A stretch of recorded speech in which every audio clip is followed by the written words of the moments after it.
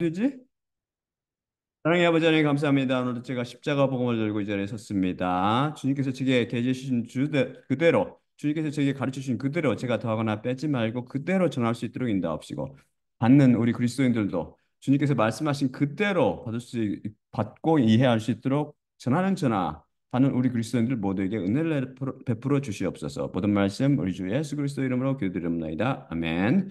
자, 그럼 첫째 슬라이드 보겠습니다. 본문 말씀 읽을 때 다 일어서 주시기 바랍니다.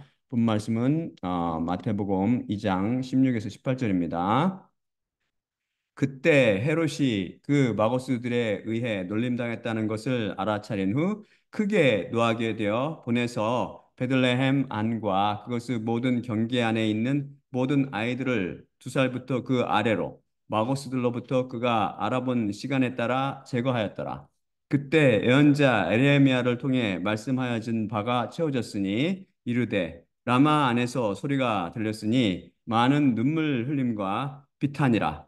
라헬이 그녀의 자식들을 위해 눈물을 흘리며 위로받기를 원하지 않았으니 그들이 없기 때문이라. 다 앉아주시기 바랍니다.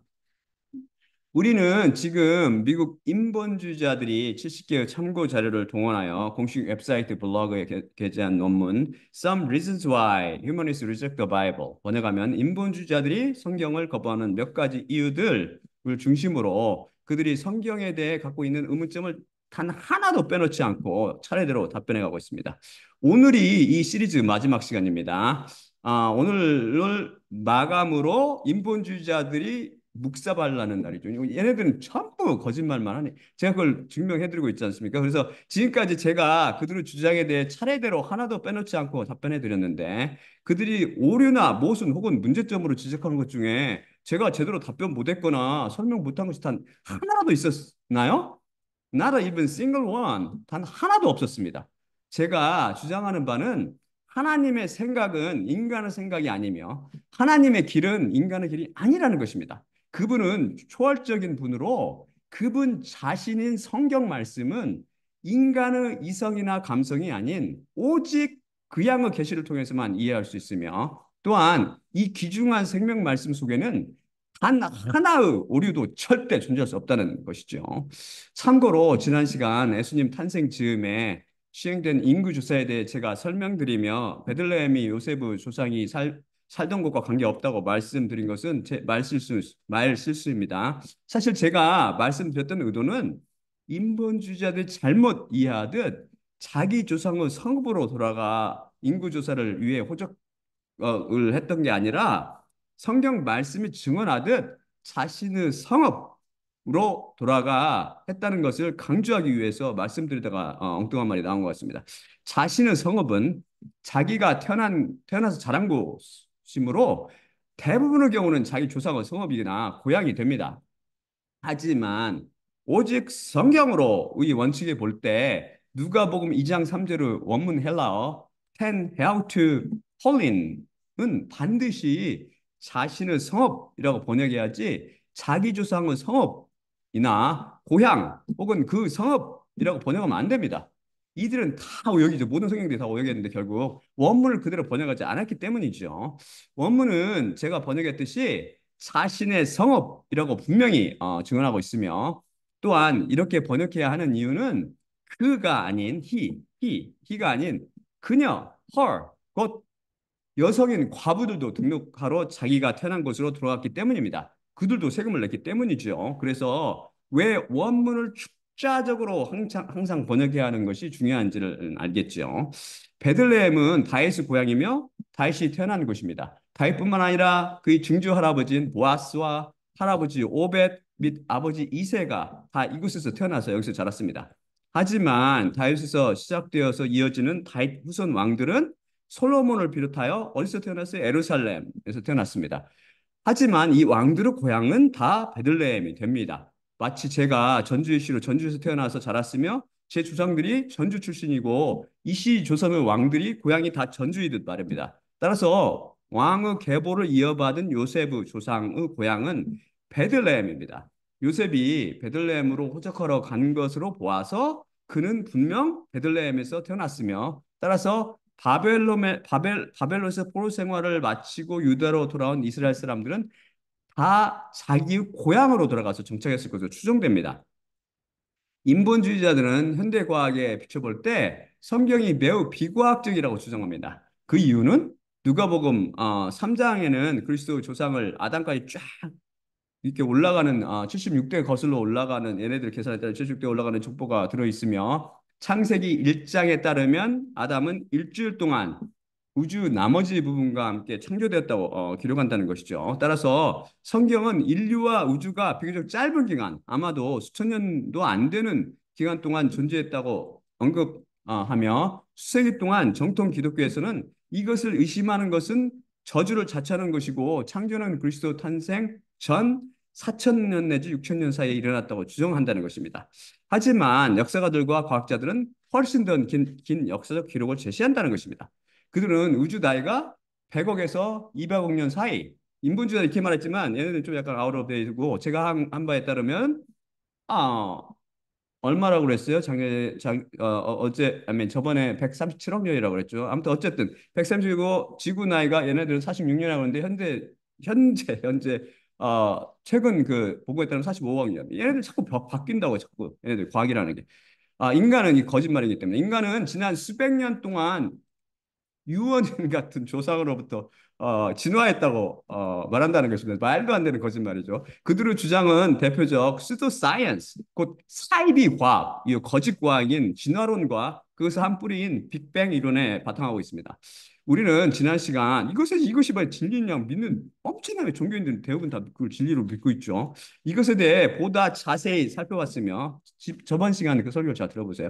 이것은 거짓이라고 배웠죠. 간단히 말씀드려서 사실 우주 나이가 137억 년이 아니며 지구 나이가 45억 년이 아니라는 많은 증거들이 관철되고 있다고 했습니다. 지구는 성경 말씀이 정확히 증언하고 있듯이 정확히 기원전 4001년에 창조되었습니다. 지구는 여러분이 알고 있는 것보다 훨씬 젊습니다. 과학과 성경 말씀이 대치된다면 셋 중 하나입니다.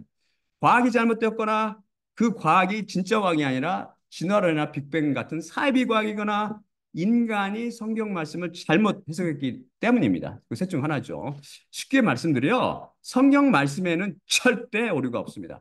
오류가 없는 것이 아니라 오류가 있을 수가 없지요.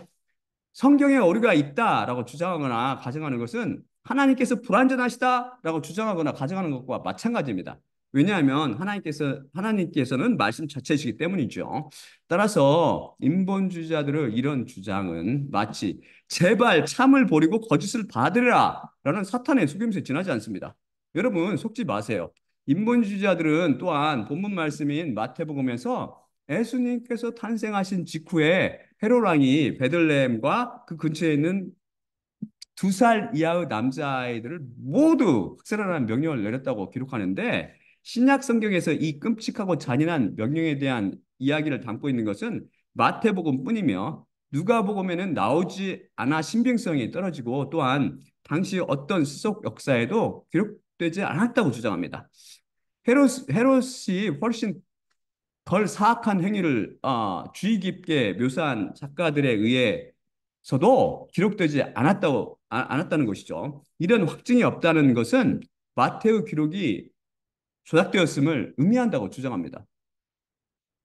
과연 그럴까요? 그들이 그런 주장을 펴는 것은 사탄의 맹독이든 포도주를 마신 상태로 무기력해진 인간의 이성과 감성을 동원하여서 감히 하나님의 책을 해석하며 판단하려 덤벼들기 때문입니다.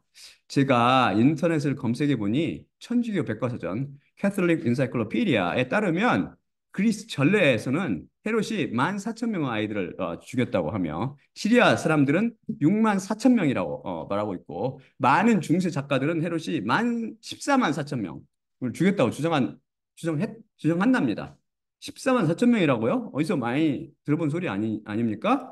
이들이 이런 터무니없는 주장을 하는 이유는 성경 말씀의 기사들이 시간을 초월하여 존재하기도 하지만 또한 역사적으로도 확실히 일어났다는 진리를 모르기 때문입니다. 성경 말씀이 잘 이해가 안 되면 그 역사 현장으로 직접 뛰어들어가 성경 속의 인물들과 같이 한 덩이가 되어서 뒹굴며 행동해 보세요. 훨씬 이해가 잘 될 겁니다. 이 비법은 38병자 비유를 풀며 말씀드렸죠.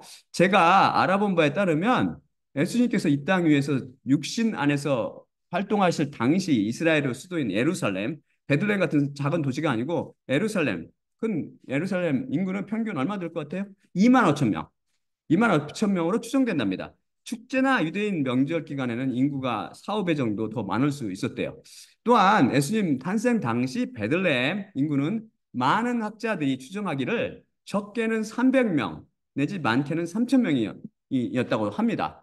앞에서 살펴본 천주교인들 등의 여러 가지 그 종교인들이란 여러 사람들이 추정한 학살된 남자 아이들의 숫자는 사실 예수님 탄생 당시 베들레헴 전체 인구는 물론 예루살렘 인구보다 많습니다. 말이 전혀 안 되는 종교인들 억지 추측이죠. 그래서 베들레헴과 그것을 모든 경계 안에 있는 모든 아이들의 수는 계산해 보니까 학자들이 적게는 6 내지 7명에서 많게는 수십 명이 됐을 것으로 추산됩니다.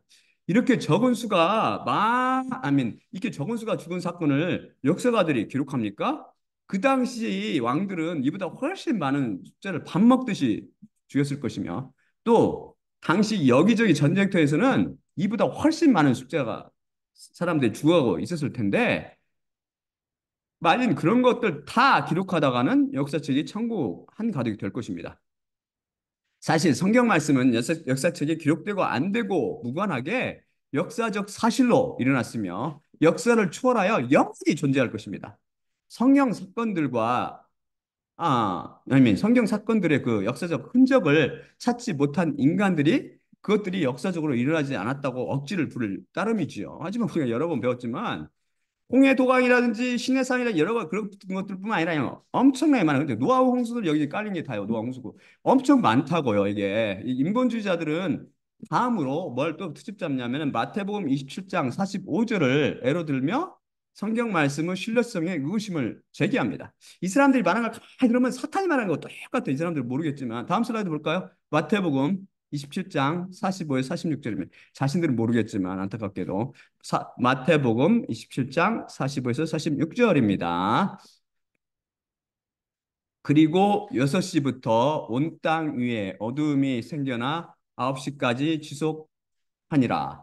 그리고 9시경 예수님께서 거대한 음성으로 소리쳐 이르시되 엘리 엘리 레마 사박다니 이것은 나의 하나님 어찌 나를 버리셨나이까 라는 뜻이라. 예수님께서 십자가에 달리실 때 유대 시간으로 6시부터 9시까지, 즉 현재 시간으로 계산하면 정오부터 오후 3시까지 6을 더하시면 돼요. 정오 이렇게 6을 더하면 유대 시간에서 온 땅에 어둠이 생겨났다고 성경 말씀이 증언합니다. 그런데 앤드류 화이트는 세네카와 플레이 같은 로마인들이 더 먼 지역에서 같은 종류 눈에 띄지 않는 사건들을 주의 깊게 기술했지만 유대에서도 그러한 어둠이 일어난 것을 언급하지 못했다고 설명한다며 이것은 전혀 역사적으로 증명되지 못했다고 주장합니다. 여러분이 먼저 알 것은 한낮에 갑자기 어두움이 생긴 사건은 유대 지방에 국지적으로 일어난 것이 아닙니다. 말씀이 정확히 증언하듯이 온 땅 위에 하나님께서 분명히 말씀하신 신약 성경을 통해서 헬라 말씀을 통해서 증언하듯이 온 땅 위에 즉 전 세계적으로 일어난 사건입니다. 십자가 사건은 우주적인 사건이에요. 전 세계 땅 위에 쫙 일어난 사건이죠. 성경 말씀은 절대 진리로 항상 그대로 참이라고 봐들여야 합니다. 이전 시간에도 말씀드렸듯이 인본주의자들은 앤드류 화이트 같이 역사상 이름도 없는 사람 문헌을 인용하여 많은 오류를 반복해서 범했습니다. 이 사람의 주장과 달리 제가 조사한 바에 따르면 성경과 전혀 무관한 펠러스라는 사람이 그 역사서 제3권에서 예수님의 십자가 사건 당시로 추정되는 때 전 세상에 어둠이 찾아온 것을 기록하고 있습니다. 그는 그것을 일식으로 추정하였습니다. 그는 고대 근동의 역사를 썼던 로마 역사가였습니다. 예수님과 아무 관계없으며 그리스도인도 아니었습니다. 후대 비잔틴 연대기 작가 기어르기우스 신셀러스는 귀환 후, 즉 서기 800년경의 연대기에서 History of the World라는 책의 한 구절을 인용합니다. 이 책은 220년경에 교부 줄리어스 에프리카누스에 의해 쓰였는데 그는 고대 근동의 역사에 배에 쓴 로마 역사가 펠러스가 그 역사서 세 번째 책에서 그리스도의 죽음 당시의 어둠을 일식으로 인한 것을 설명하려고 시도했다고 보고했습니다. 역사가들이 신뢰성이 없는 책이나 사람의 글을 인용하겠습니까? 펠러스는 저명한 로마의 역사가였습니다. 역사가란 역사적 사실만을 연구하고 수집하여 기록하는 사람입니다. 뜬 소문이나 만들어낸 이야기나 가설 따위를 절대 기록하지 않지요. 이 당시 어둠을 보고한 사람은 비단 펠러스만이 아닙니다. 트렐러스 대 플래건이라는 사람은 서기 2세기에 살았던 그리스 역사가이자 작가로 예수님 살던 때와 별 차이도 없는 사람이죠. 티베리우스 황제의 통치 기간 정확히 성경이 묘사하는 때죠. 일어난 일에 대해서 묘사했습니다. 플래곤은 그 연대기에서 AD 33년 정확히 예수님이 돌아가신 해잖아요. 곧 서기 34년 하루 여섯 번째 시간, 여섯 육을 더하면 정오죠. 눈 영어 여섯째 시간에 보름달을 때에 발생한 일식에 대해 썼습니다. 한낮에 3시간 동안 이 사람들 정확하게 그게 묘사하고 있다고요. 성경과 정확히 떨어지는 거죠. 그런 날이 너무 어두워서 한낮인데 날이 너무 어두워서 하늘에 별들이 보일 정도였으며 비두니아에서도 지진이 있었고 니케아에서도 다른 소란한 일들이 있었다고 기록했습니다. 이 역사가들도 그렇고 많은 종교인들이 이 3시간 동안 일어난 어두움을 일식으로 설명하려고 시도합니다. 하지만 그것은 명백한 잘못이죠. 왜냐하면 그들은 일식 외에 한낮에 찾아오는 그 어두움을 전혀 경험한 적이 없었기 때문에 자기의 경험을 동원하여 막연히 일식이겠거니 추정한 것이죠. 제가 조사한 바에 따르면 일식, 곧 개기일식은 일식과 관측자 위치에 따라 10초에서 7.5분 동안 지속될 수 있다고 합니다. 일식의 길이는 다음을 포함한 몇 가지 요인에 의해서 영향을 받는다고 합니다. 첫째가 지구와 태양의 거리이고, 둘째가 관측자 위치이며, 마지막 셋째가 중심선에 따른 위치랍니다. 이 모든 조건이 잘 맞아 떨어져도 과학적으로 추정되는 일식의 최대 지속 기간은 7.5분입니다. 3시간이 아니라고 7.5분. 그리고 일식은 절대 full moon, 곧 보름달 때 일어나지 않는다고 합니다. 일식은 오직 뉴문, 여러분 뉴문 그 무슨 문자면 초승달 뜰 때를 뉴문이라고 그러는 초승달 뜰 때만 옵니다. 예수님께서 십자가에 못 박히신 것은 언제요? 6월절로 곧 보름달의 때였습니다. 그래서 이게 가능성 일식 가능성은 없죠. 하나도 전무하죠. 전무. 따라서 그리스도인들도 아닌 역사가들에 의해 분명히 기록된 3시간의 어두움은 일식이 아닌 것이 분명합니다. 이것은 바로 하나님께서 만드신 밤이었습니다. 우리는 창세기 1장 5절을 인용하며 하나님의 낮과 밤의 정의는 인간과 달리 빛이 나시고 어둠이 밤이라고 배웠습니다. 하나님께서는 성경 말씀, 곧 출애굽기 말씀의 예언을 정확히 성취시키시려고 유월절 한 대낮에 어둠을 창조하셔서 밤을 만들어내셨습니다. 그래서 예수님께서는 성경 말씀이 예언하듯 정확히 유월절 밤에 십자가 위에서 흠없고 점없는 유월절 양으로 하나님께 드려졌고 그 위에서 심판을 받으셨던 것입니다. 유월절 밤에 즉 어두움 속에서 예수님께서는 십자가에 달리셔서 여기 마태복음이 증언하듯 엘리 엘리 레마 사박타니라고 외치셨습니다. 시편 22편 1절은 단어가 시작합니다. 엘리 엘리 라마 아스비타니 나의 하나님 나의 하나님이 어찌하여 나를 버리셨나이까. 예수님께서는 십자가 위에서 그렇게 부르짖습니다. 마태복음 27장 46절에서 엘리 엘리 레마 사박다니 그리고 마가복음 15장 34절은 엘로이 엘로이 레마 사박다니로서 이것은 히브리어 아자부타니 대신 동일한 뜻을 갖는 아람어 휘박타니를 쓰신 것인데 쓴 건데 이를 헬라어로 표현 포기한 것입니다. 하나님도 성경도 모르는 사람들은 이것을 예수님께서 아버지 하나님에 대한 원망의 표현이라고 말하죠. 어기가 없죠. 불쌍하고 안타깝습니다. 히브리어 아자브는 leave 혹은 leave behind, abandon, 으스로 무엇을 떠나다 혹은 무엇을 버리다로 번역됩니다. 여러분이 진실로 사랑하는 사람이 여러분을 버리고 떠났다고 가정해 보십시오. 그 아픔이 이해가 가십니까? 당신은 그 사람을 얼마 동안 사랑했습니까? 그런데 성자 예수님과 성부 하나님은 영원 전부터 단 1초도 서로 떨어져 있지 않고 하나 되어 함께 계셨습니다. 그런데 십자가에서 성부 하나님께서는 그렇게 영원이라는 시간을 통해 단 1초도 떨어지지 않았던 독생자 예수님을 매섭게 떠나시고 버리십니다. 이것은 생명으로부터의 분리요, 빛으로부터의 찬환이며 복의 근원으로부터의 격리입니다. 결과는 사망이요, 어둠이며 저주지요. 하나님께서는 예수님을 참으로 버리셨습니다. 왜지요? 우리를 죄로부터 그것은 저주인 사망으로부터 해방시키기 위함입니다. 예수님께서는 우리의 죄를 짊어지시고 율법의 저주를 그 몸에 끌어안고 계셨기에 하나님 보시기에는 끔찍한 죄와 저주 덩어리였던 것입니다. 가증한 뱀이었지요. 그래서 하나님께서는 십자가에 달리신 예수님을 참으로 버리시고 심판하셨습니다. 바로 어둠이 이를 증명합니다. 이 어둠은 구름으로 인함도 아니요 일식에 의한 생긴 것도 아닙니다. 즉 검은 구름이 끼어서 어두워졌거나 달이 해를 가려 어두워진 게 아니라는 말씀입니다. 빛이신 하나님께서 그 얼굴을 저주받아 뱀으로 변한 예수님으로부터 외면하심으로 어둠이 생겨난 것입니다. 하나님의 심판이 예수님의 몸에 떨어질 때 우리의 죄와 저주가 산산조각 났습니다.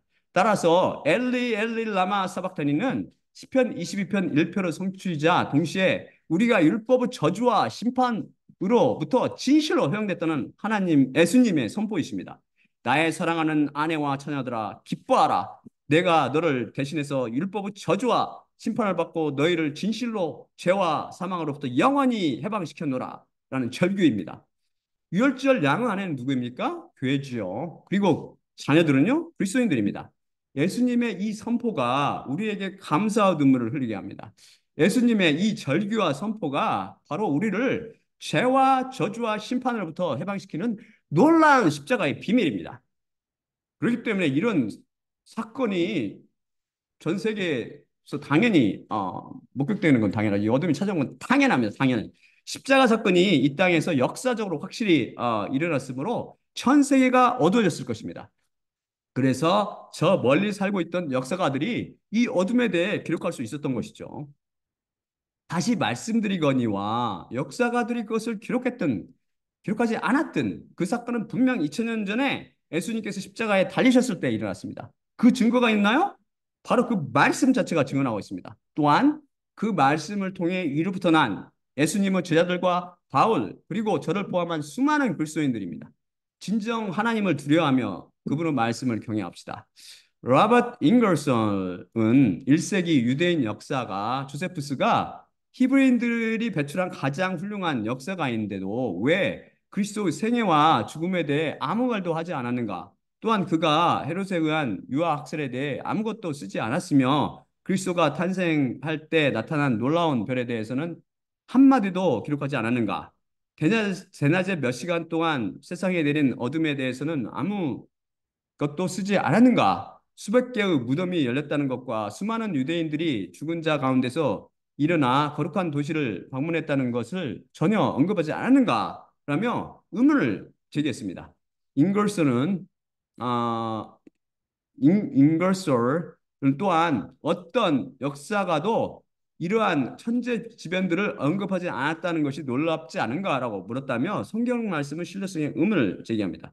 그러면서 인본주의자들은 기원 전 10년에서 기원 후 10년에서 기원 후 100년 사이에 살았던 60명 이상의 역사가나 연대기 편찬자들의 작품 중 적어도 일부가 여전히 존재한다는 것을 고려할 때 잉글소르 그 질문은 훨씬 더 설득력이 있다면서 그 저자들은 예수님과 동시대에 살았던 사람이라고 주장합니다. 이것은 이미 제가 앞에 설명드린 것처럼 안타깝게도 인본주의자들이 로버트 잉글솔이라는 그런 별로 실력도 없고 이름도 없는 그런 반그리스도적인 학자를 인용했기 때문이죠. 이 사람이 조사한 게 도대체 뭔지를 내가 알 수가 없어요. 저는 그보다 훨씬 많은 걸 이게 객관적으로 인터넷 통해서 얻을 수 있었는데 이들이 제기하는 문들은 앞에서 제가 설명했듯이 대부분 비그리스도인인 역사가들에 의해서 답변되었는데 그들이 그 사건들을 분명히 기록하고 있기 때문입니다. 분명히 기록하고 있다고요. 그래서 동방박사라고 한글 성경들이 번역한 마고스들이라고 그랬죠. 이거 원래 헬라 원어 마고스들이 예수님 탄생 시 별을 따라와서 경배한 기사도 분명히 이로부터 난 그리스도인인 마태에 의해서 증언되며 기록되었기 기록되었고 성령님께서 확증해 주십니다. 역사책에 기록이 되어 있는 것이 없지만 어느 한 목수 아들의 출생을 세상 그 누가 관심을 가지고 기록하겠습니까? 그리고 예수님을 경배하러 찾아온 마고스들은 소수 사람들로 비공식적으로 찾아왔고 몇 명인지 몰라요. 세 명이라고 생각하지만 그거는 그냥 썰일 뿐이고 모르죠. 우리는 오직 성령으로 원칙에 따라서 우리는 모른다 이렇게 말해야 돼. 그러니까 음, 소수 사람들로 비공식적으로 찾아왔고 오직 그들처럼 천체에 대한 전문 지식을 가진 사람들만 그 별을 확인하며 추적할 수 있었습니다. 그렇기 때문에 헤롯도 그 별이 나타난 때가 언제인지 전혀 모르고 있었으며 그래서 마가우스에게 별이 나타난 때에 대해서 자세히 물었습니다. 만일 신기한 별을 모두 볼 수 있다면 헤롯이 왜 몰랐겠습니까? 어렸을 때 기억나는데 무슨 별이 이렇게 이상하게 생긴 별이 나면 다 불러가지고 저 별 이상한 별 떴네 막 나가서 보고 막 그랬었던 기억이 나거든요. 근데 왜 헤롯이 뭐 다 몰라요?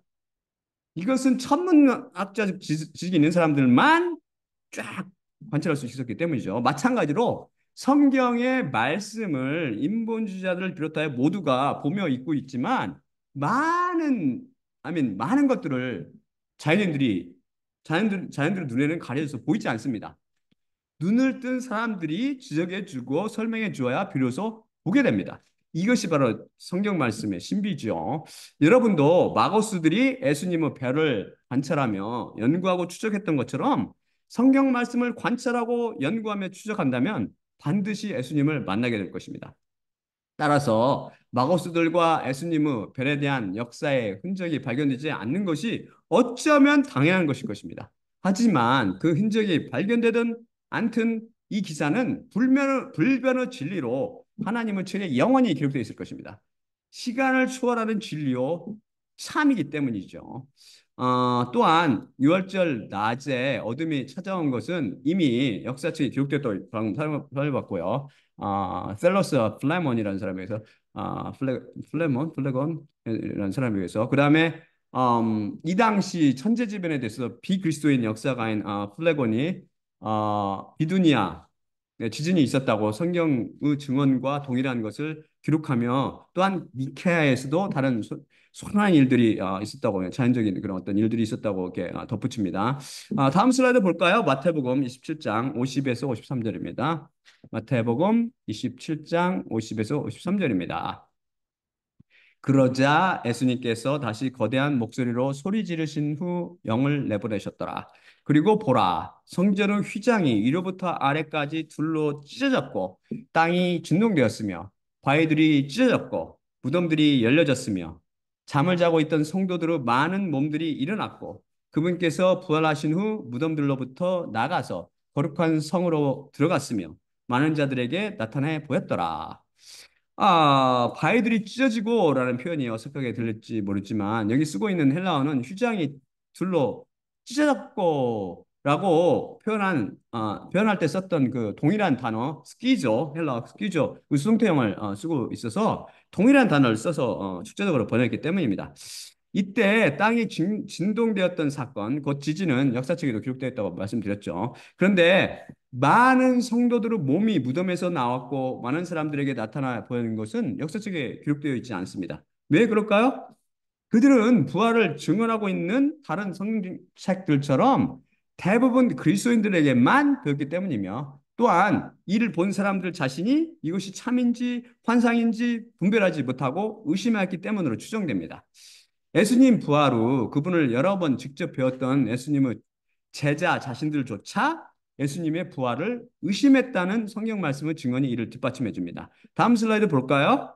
마태복음 28장 16에서 20절입니다. 마태복음 28장 16에서 20절입니다.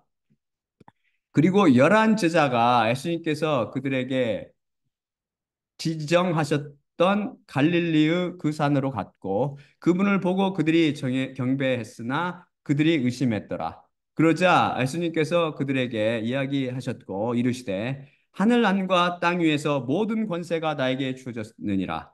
그러므로 가서 아버지와 아들과 성령의 이름으로 그들을 세례하며 내가 너희에게 명령한 모든 것을 지키도록 그들을 가르쳐 모든 민족들을 너희가 제자로 만들지니 보라 내 자신이 세대의 끝날까지 모든 날들 동안 너희와 함께 있느니라. 이 구절이 소위 The Great Commission이나 The Great Command로 불리는 소위 예수님의 지상 명령인데 이 구절만큼 잘못 풀이되며 가르쳐지는 구절도 드물다고 제 164강에서 이미 살펴봤으니 그 소리를 다시 붙들어 보기 바랍니다. 여기서 28장 17절로 그들이 의심했더라를 모든 번역 성경들이 some doubted 즉 어떤 이들은 의심했더라로 오역했습니다. 분명한 문법적 증거에도 불구하고 그 증거에 대한 건 제가 그때 문법적인 건 제가 설명해 드렸죠. 왜 종교인들이 이것을 축자적으로 번역하지 않아서 오역했을까요? 예수님의 열한 제자 전체가 예수님을 직접 보고도 의심했을 리 없다고 인간의 이성으로 판단했기 때문입니다. 성경 자체가 가지고 있는 시계를 통해서 사복음서 전체 순서로 판단하면 이 열한 지자들은 지금 여기 갈릴리로 내려오기 전에 예루살렘에 있을 때 요한복음 20장 22절이 증언하듯 부활하신 예수님을 뵙고 그분으로부터 호흡을 받아서 즉 성령님을 받아서 다 위로부터 난 상태에 있었습니다. 의심 많다고 잘못 불리는 도마도 그들 중에 있었죠. 위로부터 나게 된 사람은 예수님을 의심하지 않게 됩니까? 저는 항상 예수님 의심하지 않으면 살 수 있을 것 같아요. 인간은 육신을 입고 있는 한 절대 완전할 수 없습니다. 그래서 위로부터 난 사람들이 절대 예수님의 살아계심을 의심하지 않으며 죄를 짓지 않고 완전히 거룩하며 완전한 사랑을 베푼다고 생각하면 크게 오해한 것입니다. 위로부터 남은 사실 하나님의 은혜가 죄로 뭉쳐진 인간에게 덮어지는 사건입니다. 그 이후 아직도 죄스럽고 연약하지만 온전히 예수님의 은혜로 살아가게 되죠. 위로부터 난 사람이 그럴진데 그렇지 못한 사람들이 이 부활한 사람들을 보면 어떻게 생각할까요? 당연히 자신들이 허상이나 환상을 봤다고 생각할 것입니다. 비그리스도인인 역사가들은 그런 이야기를 들어도 그걸 적을 생각을 안, 기록할 생각을 않고 그냥 허상을 받겠거니 혹은 꿈에난 얘기했지 생각하고 그냥 기록하려 들지 않았을 것입니다. 그래서 역사책에 기록이 없는 것입니다. 이해 가시죠? 오직 하나님의 사람들만 이 의미를 깨닫고 이것을 성령님의 계시와 감동을 통해 성경 말씀 중에 기록하는 것입니다. 그래서 성경 말씀은 언제나 가장 정확하며 영원 무한 절대 진리이고 어떤 논란이 쫙 발생하면 최고 권위를 가지며 최종 권위가 됩니다. 그래서 저는 오직 성령으로만 외치면서 설교하잖아요. 그러니까 저한테 시비 걸 수가 없죠, 잘. 아멘. 없죠, 아예. 없어야 돼요. 있다면 제가 좀 문제가 있는 거거나 그 사람이 제 말씀을 이해를 못했거나 인본주의자들 자신은 스스로 절대 깨닫지 못하겠지만 사탄의 사주를 받아 그들의 목표 곧 예수님께서 이 땅 위에 사신 적이 없다는 논리를 펼칩니다. 예수님께 대한 역사적 기록이 그 어디에도 없다는 것입니다. 이 거짓말은 과연 사실일까요? 제가 조사한 바에 따르면 우선 예수님께 대한 그리스도인들의 자료, 즉 바울과 사복음서, 사도행전 및 서신서들이 있고 유대교와 로마의 자료를 보면 조세푸스가 기록 안 했다는 거 순전히 거짓말. 얘가 무식해서 그런 거야, 이 사람이. 이분이 무식해서. 조세푸스, 스웨토니우스, 타키투스, 플레니 더 영거 등도 예수님을 자신의 저서에서 언급했고 초대 기독교 다양한 저서로 애인 많은 외경 텍스트들도 그 증거로 남아 있습니다. 이러한 추가 자료들은 예수님의 존재에 대한 독립적인 자료들이며 역사적 전통의 기반으로서 다른 생존 자료에서 발견되는 세부 사항을 확증해 줍니다. 1세기와 2세기 비그리스도인들의 자료는 예수님의 존재를 결코 부인하지 않으며 기독교에 반대했던 고대의 이교도나 유대교 작가들이 예수님의 존재 의문을 제기했다는 어떤 증거도 없습니다. 예수님은 존재로 확실하다고 딱 인정하고 시작하는 거예요. 그 사람들. 왠지 신체적인 걸 아니까 기록도 남아있고 본 사람도 있고 그 당시에 살던 사람도 1세기 갈릴리 출신의 다른 사람들에게 대한 자신들도 아멘 자료들도 1세기 갈릴리 출신 그 당시 예수님 살던 당시 갈릴리 사람들에 대한 자료들도 예수님의 지지자들뿐 아니라 그분의 반대자들에 의해서도 쓰였다는 점을 고려하면 예수님께 대한 자료는 부인될 수 없다고 합니다. 그래서 예수님께서 이 땅에 오셔서 사셨다는 것은 역사적 사실 그래서 예수님께서 이 땅에 오셔서 사셨다는 것은 역사적 사실로 많은 역사책의 기록에 의해 이미 확증되었습니다. 인본주의자들이 왜 그런 무식하며 무능력한 소수 학자들을 인용하며 충분한 자료를 동원하여 연구하지 않으므로 스스로 목에 칼을 꽂는 잘못을 범했는지 알 수 없습니다. 여러 번 살펴봤듯이 인본주의자들은 제대로 많은 연구도 없이 소수 사람들을 동원하여 저 영원 분별의 생명 말씀을 판단하려는 치명적인 과오를 범했습니다. 세상 문헌조차 결론 짓기를 바울과 조세푸스 및 타키투스만으로도 예수님의 존재와 그분의 활동의 일반적인 시간과 장소를 확인할 수 있다고 진술하며 예수님께서 이 땅 위에 사셨다는 것은 의심할 여지 없는 사실이라고 화가 납니다. 인본주의자들은 계속해서 성경이 기록하고 있는 사건들에 대한 역사적 자료 부재와 모순들이 많은데 적어도 그 기록들 중 하나는 틀렸으니 성경에는 반드시 흠이 있다. 어이없이 최소한 하나는 잘못했겠지라는 억지에 기반한 주장을 합니다. 역사적으로 볼 때도 그 기록들 중 하나도 성경의 증언과 다르지 않았다는 것은 제가 충분히 설명해 드렸죠. 수시로. 그들은 이어서 성경의 필자들은 오류가 없으신 하나님께로부터 오는 소식을 전달하는 사람은 고사하고 시원찮은 역사가들이었다고 비아냥거립니다. 성경의 저자가 얼마나 정확무호하게 성경 말씀을 기록했는지 전혀 깨닫지 못했고 또한 실제적인 성경 말씀 저자는 인간이 아니라 하나님 자신이라는 것을 전혀 알아보지 못한 것이죠. 그들은 성경을 하나님의 말씀으로 간주해서는 안 된다는 다른 이유들이 있다고 주장합니다.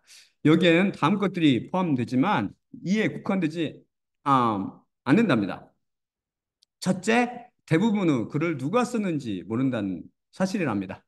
그들의 주장과 달리 진짜 이 사람들 무식한 것 같아요. 참 어이가 없이 그들의 주장과 달리 성경 66권 중에 그 저자가 알려지지 않는 책은 신약의 히브리서 딱 한 권뿐입니다. 하지만 이것도 문제가 되지 않습니다. 왜 그렇죠? 저자는 사실상 성령님, 곧 하나님 자신이기 때문입니다. 그걸 성경 자체가 증언하고 있죠. 둘째, 성경책의 많은 부분이 그것이 묘사하고자 하는 사건들 이후 여러 해 동안 그리고 어떤 경우에는 수세기, 여러 세기 후에 쓰였다는 사실이랍니다. 이에 대한 해답은 이름에도 불구하고 왜 성경에 절대 오류가 없는지는 오직 성경으로 의 시리즈 특히 제 72, 73, 74강에서 충분히 설명드렸으니 다시 들어보세요. 오히려 놀라운 사실은 이렇게 여러 세기에 걸쳐 다른 종류 많은 사람들에 의해서 쓰였지만 성경책 속에는 단 하나 오류도 없고 또한 모두 십자가에 못 박히신 하나님 곧 여호와 예수 그리스도께 정확히 초점을 맞추고 있다는 사실입니다. 놀랍지 않으세요? 그래도 성경 말씀이 인간이 쓴 책이라는 인본주의자들과 많은 신학자들을 포함한 다른 복음의 주창자들의 주장을 받아들이겠습니까? 셋째, 그들은 성경 말씀 속에 외설적인 구절들이 들어 있다는 것입니다. 거룩하신 하나님께서 성경을 쓰셨다면 그런 표현을 쓸 일이 없다는 것이죠. 그들이 외설적인 성경 구절을 구체적으로 예로 들지는 않았지만 추정되는 구절 중 하나로 제가 한번 살펴볼까요? 번역해서 살펴보겠습니다. 다음 슬라이드 볼까요? 에스겔 23장 17에서 21절입니다. 에스겔 23장 17에서 21절입니다. 그리고 사랑의 침상을 위해 그녀에게 바벨론의 아들들이 왔고 그녀를 매춘으로 그들이 더럽혔으며 그들에 의해 그녀가 더럽혀졌고 그녀의 영혼이 그들로부터 탈구되었도다. 그리고 그녀의 매춘을 그녀가 드러냈고 그녀 벌거벗음을 드러냈으며 내 영혼이 그녀의 위로부터 탈구되었으니 그녀의 잠의 위로부터 내 영혼이 소외된 것과 같았도다.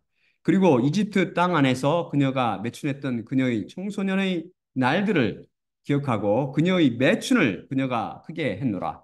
그래서 그들의 첩들 중에서 그녀가 욕망했으니 그들의 살덩이는 나귀들의 살덩이요 그들의 정액은 말의 정액이라. 그리고 내 청소년기의 유방들을 위해 이집트로부터 내 유방들이 쥐어 짜진 때 내 청소년의 사악함을 내가 관념하였도다. 참고로 여기서 영혼이 탈구하였다. 나 영혼이 소외됐다라는 히브리어 단어는 각각 야카와 나카인데 이것들은 turn away in disgust 즉 혐오감에 쌓여 돌아서다라는 뜻이 있습니다. 그리고 살덩이란 남자의 성기에 대한 완곡 표현이죠. 그래서 여기 이 구절들이 외설스럽게 들리나요? 하나님께 대해서 외설스럽다라는 표현을 쓸 수 있습니까? 인간은 인체의 특정 부위를 입에 담으면 외설스럽다, 상스럽다 등으로 표현합니다. 만일 의과대 학생들이 해박 시간에 똑같은 단어를 입에 담아도 그렇게 가능할까요? 제 미국 환자들 중 어떤 이들은 발기 기준에 대해 고민하며 발기를 표현할 때 자기 오른쪽 주먹을 쥐고 오른쪽 팔을 치켜들며 이를 표현하면 이렇게 used to be 어, 자기 살덩이에 문제가 생겼다는 것은 그렇게 변하는 것이죠. 이에 대해 제가 당신은 왜 그렇게 외설적입니까? 라고 말할 수 있습니까? 어느 날 어떤 흑인 환자는 자기 남자친구 살덩이가 너무 커서 자기 신체 부위가 손상된 것가 아니면 아닌가 하며 걱정되어 방문한 적이 있습니다. 이런 상황을 묘사하는 여자 환자에게 너무 외설적으로 표현하지 마세요라고 제가 그녀를 나무라야 합니까? 인간이 이런 단어들을 외설스럽게 생각하는 이유는 죄 때문입니다. 해부학교실이나 진찰실에서는 이들 단어가 죄와 연관이 되지 않기 때문에 외설적으로 들리지 않습니다. 다른 상황에서는 외설적으로 들리거나 상스럽게 들리죠. 그럼 죄가 없으신 하나님께서 더더구나 예히에 하실 예히에 그 창조주께서 당신께서 만드신 것에 대해 이런 표현을 하신 것을 죄 찌든 인간들이 외설적이라고 판단할 수 있습니까? 외설은 아담과 하와의 타락으로, 즉 죄의 결과로 생겨난 단어입니다. 다음 슬라이드 볼까요? 히브리서 13장 4절입니다. 히브리서 13장 4절입니다. 혼인은 모든 것들 안에서 소중하며 잠자리는 더럽히지 않으니 정녕 하나님께서 음행자들과 간부들을 심판하시리라. 어떤 사람들은 부부 생활도 죄악시하는데 이것은 철저히 비성경적입니다. 여기서 보듯 혼인 곧 결혼은 모든 것들 안에서 소중하다고 하나님께서 분명히 말씀하십니다. 이 소중한 결혼이 사탄에 의해 심히 파손되어 미국 결혼의 40 내지 50% 정도가 깨지고 있습니다. 물론 주된 이유는 배우자의 외도이죠. 여기서 제가 잠자리로 번역한 헬라어는 고이테인데 원어의 의미는 structure for lying down, 즉 눕기 위한 구조물, 곧 침대나 잠자리를 의미합니다. 이것은 또한 어떤 의미를 가지냐면 engagement in sexual relations, 즉 성관계에 참여함으로 간단히 sexual intercourse, 즉 성행위를 의미합니다. 여러분 인터코스란 말 미국 사람 앞에 쓰지 마세요. 이게 잘못 알고 you and I have some intercourse 이거 진짜 큰일 나. 하나님께서는 부부관계를 깨끗한 것으로 규정하셨지요. 분명히 말씀하셨지만 혹시 코이터스라는 단어 들어보셨어요? 의사들은 다 알 텐데 아무튼 이 단어도 여기서 파생한 단어입니다. 하지만 우리는 입 밖에 이 고귀한 단어인 부부관계라는 말을 사람들 앞에서 내기가 어색하고 불편하죠. 왜 그럴까요? 당연히 죄 때문입니다. 다음 슬라이드 볼까요? 창세기 2장 20에서 25절입니다. 창세기 2장 20에서 25절입니다. 그리고 그 사람이 모든 짐승과 하늘의 나는 것과 그들의 모든 생물에게 이름을 주었으나 아담에게 부합한 주력자를 그분께서 발견하시지 못하셨더라. 그리고 여호와 하나님께서 아담 위에 깊은 잠이 떨어지게 하시니 그가 잠들었고 그분께서 그 옆구리에서부터 하나를 취하셨고 그것 대신 살로 그분께서 닫으셨더라. 그리고 여호와 하나님께서 그 사람으로부터 그분께서 취하셨던 그 옆구리 부분으로 여자를 지으셨고 그 사람에게 그분께서 데려오셨더라. 그러자 그 사람이 말했으니 이것이 지금 내 뼈들 중에 뼈요 내 살 중에 살로 이것이 여자라 불리게 되리니 남자로부터 이것이 취해졌기 때문이라. 그러므로 남자가 그의 아버지와 그의 어머니를 떠날 것이요 그의 여자에게 붙으니 하나의 살덩이가 되었도다. 그리고 그 사람과 그 여자 그들 둘이 벌거벗고 있었으나 부끄러워하지 않았더라. 아담과 하와가 죄를 지어 타락하기 전에는 그 사람과 그 여자 그들 둘이 벌거벗고 있었으나 부끄러워하지 않았더라의 상태였습니다.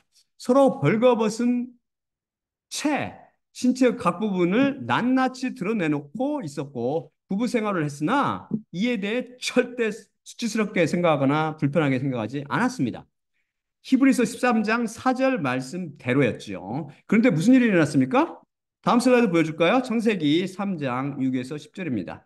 창세기 3장 6에서 10절입니다. 그리고 그 여자가 보았는데 그 나무가 음식을 위해 좋았고 그것이 눈들을 위해 즐거움이었으며 그 나무가 지혜를 지혜롭게 만들기에 탐났더라. 그래서 그것의 과일로부터 그녀가 취했고 먹었으며 또한 그녀와 함께 있는 그녀의 남편에게도 주었으니 그가 먹었더라. 그러자 그들 둘의 눈들이 열렸고 그들이 벌거벗었다는 것을 알았으며 무화과 나무 잎을 키워서 그들을 위해 허리덮개를 만들었더라. 그리고 그 나르 바람을 위해 정원 안에서 걷고 계시는 여호와 하나님의 음성을 그들이 들었고 그 사람이 스스로 몸을 숨겼으며 그 안에도 여호와 하나님의 얼굴에서부터 그 정원의 나무 중에 스스로 몸을 숨겼더라. 그러자 여호와 하나님께서 그 사람을 향해 부르셨으며 그에게 말씀하셨으니 내가 어디 있느냐? 그러자 그가 말했으니 당신의 음성을 정원 안에서 제가 들었고 제가 벌거벗었기 때문에 제가 두려웠고 그래서 제 자신이 숨었나이다. 죄 찌든 자연인들에게는 신체 부위나 부부관계에 관련된 모든 단어와 표현들이 외설적으로 들립니다. 사탄이 이 소중하며 더러워지지 않는 혼인과 잠자리를 더러운 것으로 타락시켜 놨기 때문입니다. 사탄은 맹독이든 음료 포도주에 취한 인본주의자들이 성경을 읽을 때 솔로몬의 아가나 그 밖의 어떤 표현들이 외설적으로 느껴지는 것은 당연합니다. 죄 때문이죠. 그리고 이것은 역으로 그들이 죄 찌들어서 눈이 멀었다는 것을 증명해 줍니다. 또한 인본주의자들은 성경이 무지하고 경솔한 자들에게 영원한 보상을 약속하고 효율론자들과 연구자들에게는 영원한 형벌을 약속한다고 주장합니다. 이런 감정적이며 비논리적인 거짓말이 어디 있습니까? 그들 논리의 문제점에 대해서는 이미 제가 제 91강과 162강 및 163강을 비롯해서 수차례 살펴봤으니 제 설교를 다시 잘 들어보세요. 이들처럼 논리적인 사람들도 없죠. 이미 사탄은 맹독에 취했기 때문에. 그 포도주, 창녀의 포도주. 그들은 마지막으로 성경이 사람들의 개인 생활에 끼친 해악이 성경을 거부하는 이유 중 하나라고 주장합니다. 성경을 믿는 사람들이 기괴하고 해로우며 때로는 치명적인 행동을 저지르는 언론 보도를 보는 것은 드문 일이 아니랍니다. 어떤 사람들은 성경 구절을 사용하여 자녀를 때리고 치료를 보류하고 뱀을 다루고 독을 마시고 신체 부위를 자르고 눈을 뽑고 귀신을 쫓아내고 이래서 물러나는 것을 정당화한답니다. 그러면서 그들은 어, 사람들이 성경을 하나님의 말씀으로 여기지 않았다면 이러한 행위가 훨씬 덜 자주 일어났을 것이라고 주장합니다. 이에 대해서는 이미 살펴봤지만 이런 일들은 다 성경 말씀을 왜곡해서 해석하는 종교인들에 의해 자행되는 잘못입니다. 그리스도인들에 의한 것도 아니며 성경의 가르침은 더더욱도 아니지요. 또 매를 들고 자녀를 훈육하는 것은 사랑이라고 이미 배웠습니다. 그들은 결론을 지으며 설득력 있고 도덕적으로 건전한 많은 이유들이 성경이 하나님의 영감을 받은 것이 아니라는 인본주의적 입장을 뒷받침한다고 주장합니다. 그러면서 그들은 성경은 무모한 것이 아니라 무한 것이 아니라 어류가 없다는 거죠. 무한 것이 아니라 대부분 다른 책들보다 훨씬 더 많은 오류와 부도덕한 가르침을 담고 있다고 우깁니다. 이것이 거짓이라는 것은 몇 시간 같이 성경 말씀을 살펴보며 확인하였고 또 설명해 드렸습니다. 오류가 많은 이 책을 하나님의 말씀으로 취급함으로써 인류는 역사 전반에 걸쳐 많은 오류와 비참한 길로 인도되었고 성경은 너무나 많은 면에서 계속해서 그러한 결과를 낳고 있답니다. 이것은 다 종교 교류인 다른 복음의 해악이라고 배웠죠. 이들이 주장하기를 그러나 어떤 경우에는 성경으로 인한 오류가 수정되어 해악이 중단되어 있는데 어떤 문제에 과학적 접근 방식을 적용했을 때랍니다. 과학은 종교적 또는 세속적 교류를 맹목적으로 받아들이는 것이 아니라 이성, 관찰, 경험 및 동정에 의존하는 것과 관련이 있답니다. 하지만 compassion. 하지만 우리는 과학이란 틀을 쓰고 진화론이나 빅뱅 이론의 사람들을 빅뱅, 진화론이나 빅뱅 이론이 사람들을 현혹시키고 있고 그렇다고 배웠죠. 또한 저는 일종 과학자도 되지만 과학이 동정, 컴패션에 의존한다는 그들의 주장이 터무니없는 거짓임을 잘 압니다. 선생님, 과학이 동정에 의존한다고요? 말도 안 되는 거짓말이죠. 그러면서 그들은 성경에 오늘날의 문제에 대한 확실한 답이 들어있다고 말하는 사람들의 견해를 배척해야 한다고 붙입니다. 그러면서 인문자들이 알고 있듯이 과학은 답을 얻을 수 있는 훨씬 더 나은 원천임을 과학이 과학이 그런 답을 얻을 수 있는 훨씬 더 나은 원천임이 입증되었다며 아전 인수격으로 결론을 내리고 성경은 신화이며 비과학적이고 인본주의는 과학적이며 이성적이라는 인상을 심으려 하며 마무리 지었습니다. 우리는 이 주장도 다 거짓이고 잘못되었다는 것을 매시간 확인하였고 또 확증하였습니다. 이런 주장을 통해 사탄의 속삭임이 들리지 않습니까? 제 눈에는 사탄이 보인다고. 이 뒤에 숨어있는 사탄이, 강교한 사탄이. 어때요? 우리는 인본주의자들의 주장과 달리 아무리 이리 뜯어보고 저리 살펴봐도 성경 말씀이 오리 없는 절대 진리임은 다시 한번 확인할 수 있었습니다. 이 생명 말씀을 따르겠습니까? 아니면 인본주의자들의 오류와 거짓으로 점철된 주장을 참이라고 받아들이겠습니까? 이것은 여러분의 영원히 달린 문제이니 심각하게 생각해 보기 바랍니다. 그동안 15회에 걸쳐 인본주의자들이 찾아낸 성경 속의 오류와 문제들을 하나도 빠짐없이 다루며 답변해 드렸는데 제가 설교를 마치며 내린 결론은 두 가지입니다. 두 가지. 첫째, 인본주의자들이나 종교인들을 비롯한 자연인들은 절대 하나님의 생각을 적은 성경 말씀을 깨달을 수 없다는 사실이고, 둘째, 하나님의 말씀은 초월적인 존재로 절대 오류나 과거가 깨달을 수 없으며 시간을 훌쩍 넘어서 영원히 서 있는 절대 진리라는 사실입니다. 자, 그럼 마지막으로 고린도전서 11장 24절 26절 읽고 마치겠습니다. 내가 너희에게 전한 것은 주님께 받은 것이니 곧 주 예수님께서 잡히시던 밤에 떡을 취하시고 감사하신 후 떼어 이르시되 이것은 너희를 위하는 내 몸이니 이것을 행하여 나를 기억하라 하시니라. 19회 또한 그와 같이 잔을 취하시고 이르시되 이 잔은 내 피로 세운 새 양이니 이것을 행하여 마실 때마다 나를 기억하라 하시니라. 그러므로 너희가 이 떡을 먹으며 이 잔을 마실 때마다 주님의 죽으심을 그분이 오실 때까지 전파할지니라. 예수님은 몸과 피로 상징되는 떡을 떼며 잔을 마실 때마다 십자가를 통해 진리만을 선포하고 계시는 예수님만 바라봅시다. 또한 나의 십자가를 기억하고 내가 다시 올 때까지 이를 전파라고 말씀하신 예수님과 그분의 죽으심을 기억하고 전하며 성경의 말씀이 역사적으로 증명되든 되지 않든 이성이나 감성으로 이해가 되든 되지 않든 우리 하나님의 말씀은 영원히 서 있다는 진리를 믿고 마귀의 거짓말에 현혹되지 말고 오직 십자가 복음만 들으며 우리의 영혼을 온전히 그분께 맡기고 믿음의 생활을 계속해 나갑시다. 자, 그러면 제가 마지막으로 기도하고 마치겠습니다.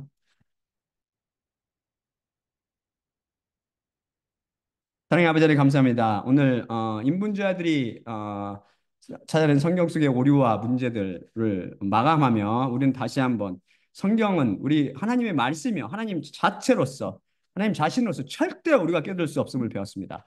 이 놀라운 진리를 우리 그리스도인들이 알 수 있도록 인도하시고 또한 그것이 믿어지게 하여 주시옵시며 이 말씀 살아있는 말씀을 통해서 이를 모두도 제가 이로부터 났던 것처럼 이로부터 날 수 있도록 은혜를 베풀어 주시옵소서. 모든 말씀 우리 주 예수 그리스도 이름으로 기도드립나이다. 아멘. 아멘.